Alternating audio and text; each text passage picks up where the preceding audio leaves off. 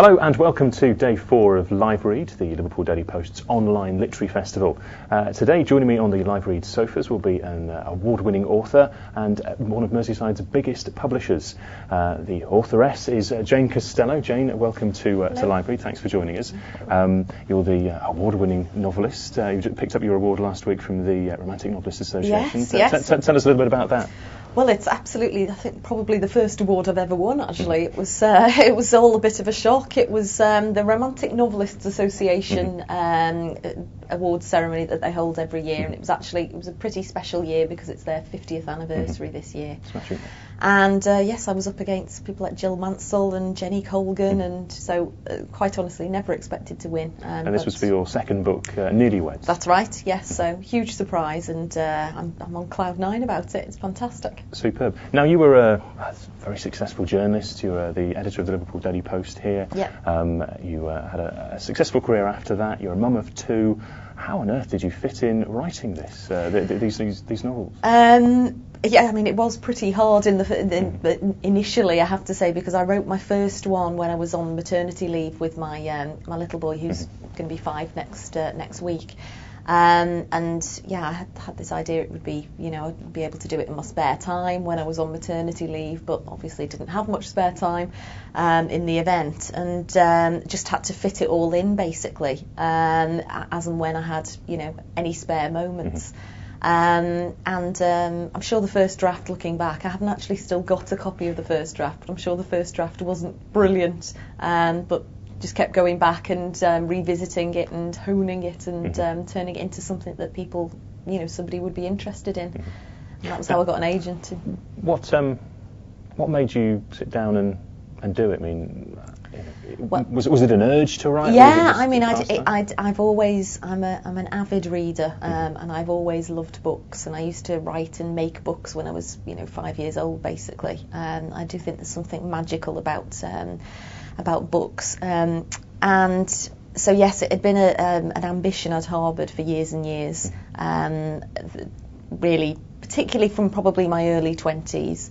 But every time I'd sat down and tried to write a book, I'd get to the end of chapter 1 and frankly would become quite disheartened because it was pretty rubbish, basically. How many false starts had you had? Oh God, more than I can possibly say. Absolutely constant false starts. I just, I would look back at what I'd done, and the characters did seem two-dimensional, and, the dialogue didn't feel right, and, the setting wasn't painted colourfully enough, and I couldn't really quite put my finger on why it just didn't work. It was very clunky, and not just that. I didn't know where to take it. I got to the end of chapter 1, had no idea how the book was going to end, and just hoped that inspiration would strike, which it never did. And I think the turning point was I just spent many, many years reading and analysing books, and I think when you're a writer, you read books in a different way. You look at the way other authors create characters, and you look at the way they produce dialogue and that kind of thing. And eventually, so when it did come to, this period of time in, 2005, when I was on maternity leave, I think the difference was I'd been building up to it for a long time.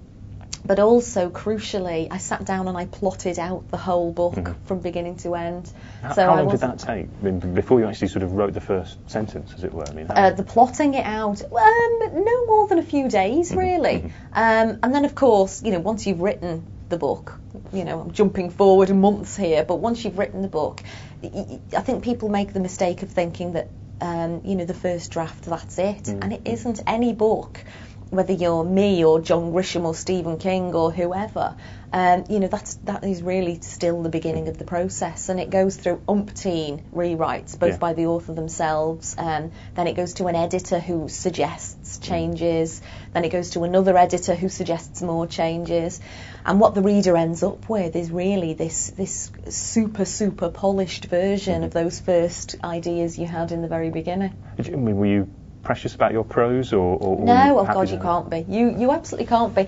Although they are. The process of editing is not somebody. It's completely different from journalistic and the way newspapers are written. You know, you don't hand your copy over to somebody and somebody rewrites it. You know, you hand your copy to an editor and they will say, have you thought about doing this, or have you thought about doing this, and I feel this is a weak point but this is a strong point. And essentially, you take on board what they say and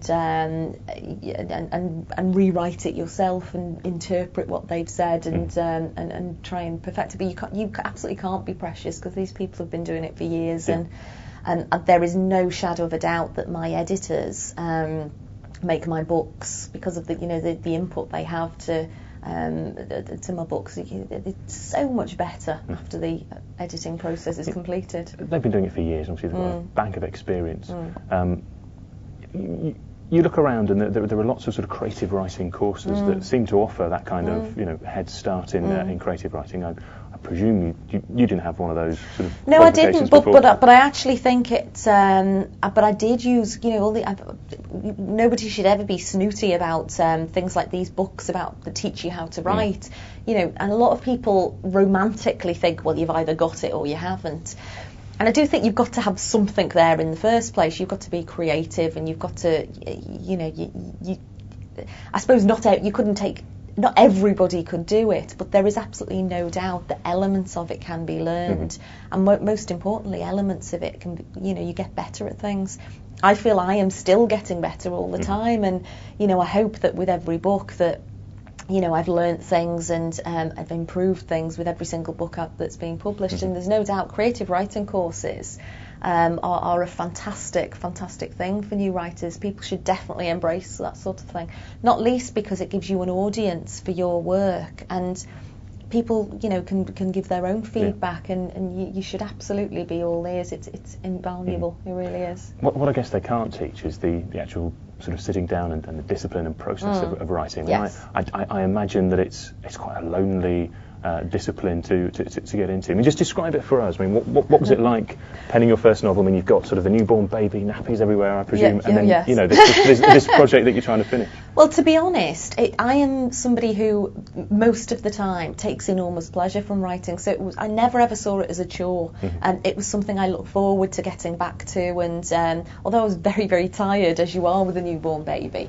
the time I got at the end of the day to sit down with a cup of tea or glass of wine, dare I say it, and actually spend some time doing something that I take enormous pleasure from, was just fantastic. So I never saw it as a chore or a hardship. That's not to say every day it's absolutely easy, because it's not. There are moments, especially when you do it. I now do it for a living.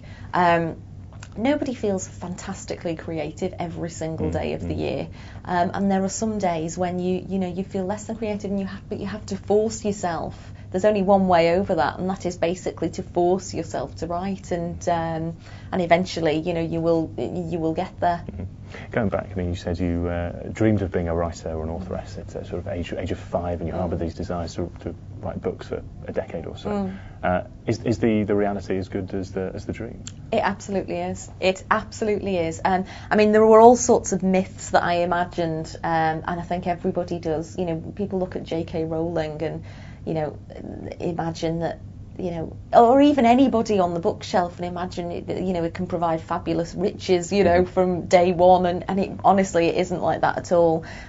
For most published authors, even big names, but certainly recognisable names, it takes many years to build up your career, and although I think it does happen overnight to some people, they are absolutely, you might as well dream about winning the X Factor. It really is. It's a long, hard slog. But yes, to answer your question, it's a fabulous job to do. I feel immensely lucky. I really, really do. Would you do anything differently if you did it again? If you started from scratch? No, I wouldn't know how to do anything differently, to be honest. I just kind of, I write the sort of books that would make me laugh and would entertain me, and that I would want to take and read on a beach when I was, wanted to relax, basically. And I write in a way that is, I suppose, reflective of my personality, I guess. So you know, I've done it the only way I know how, I guess is the only way I can describe it.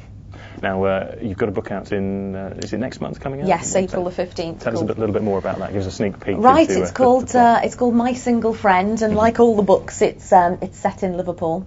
And really it's the story of a lifelong friendship between two characters called Henry and Lucy. And Henry is absolutely wonderful person, basically. He is kind, he's loyal, he's incredibly intelligent. But he has absolutely no luck with the ladies, unfortunately, because he's a bit of a geek. Gorgeous geek, but a bit of a geek. And Lucy and her friends basically take it upon themselves to give him a makeover and give him lessons in flirting and basically try and get him a girlfriend. But it all becomes rather too successful for Lucy's liking, and living with the man of everybody else's dreams becomes starts turning into something of a nightmare for her.